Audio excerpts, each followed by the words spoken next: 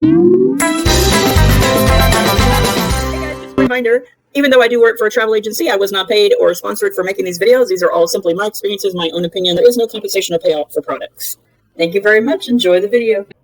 Hey everyone, welcome to Where the Wildcat Roams. Today on our travel talk, I'm going to talk about travel insurance. Is it worth it or not? So, since I do this for a living every day, I get a lot of calls about a lot of different scenarios.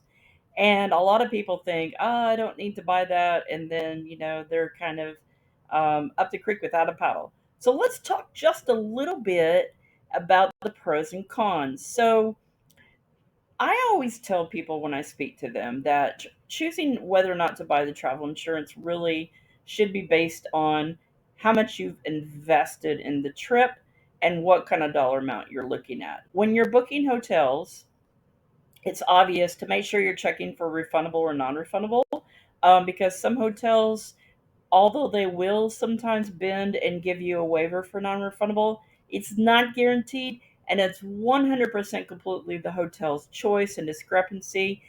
That's not always a good situation. Sometimes hotels have waived it when I've talked to them, sometimes they haven't. So that's something you definitely need to take in mind. So when it comes to something like really expensive flights, especially international flights or cruises, or just high value dollar packages like a trip to Disney World, I definitely highly recommend that you take it. It's totally worth it. I can't tell you the number of stories of people are like, oh, nothing will happen. But you know what, guys? Life just is, and things happen. When you're taking international travel, that is just a really big part because here's one thing that's true. A lot of health insurance policies outside the United States do not cover protection, and travel insurance can cover like hospital stays, medical emergencies, and even medical evacuation, which can be really expensive if you're not insured. Traveling to high remote or high risk destinations, if you're traveling with limited access to quality healthcare, again, I can't stress that is really important. If you have a pre existing medical condition, you really need to consider the travel insurance. You just never know what can happen when you're traveling somewhere different and you need that crucial medical care. And just peace of mind knowing that, hey, I've got travel protection on that ticket. Now, here's one thing that a lot of people don't realize.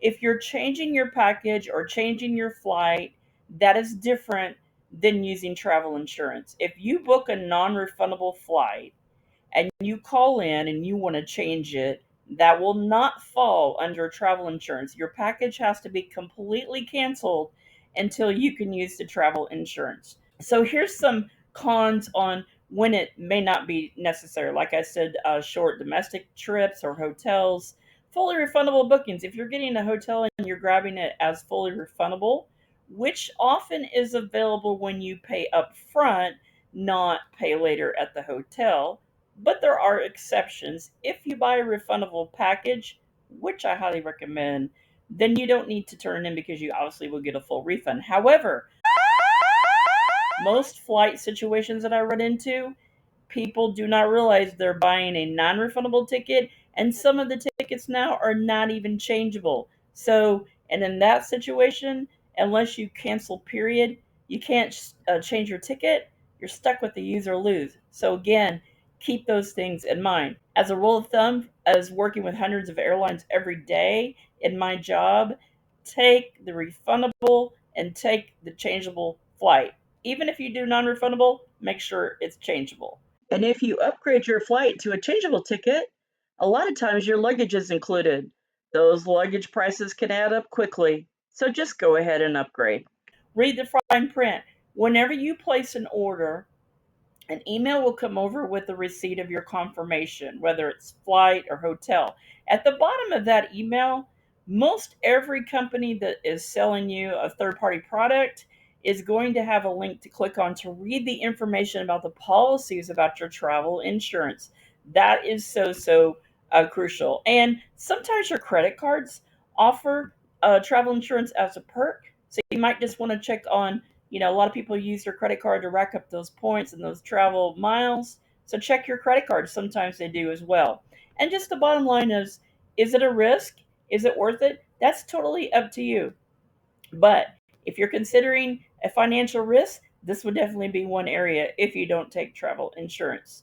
Unexpected events, folks, just happen, and the peace of mind is there that insurance can provide for you.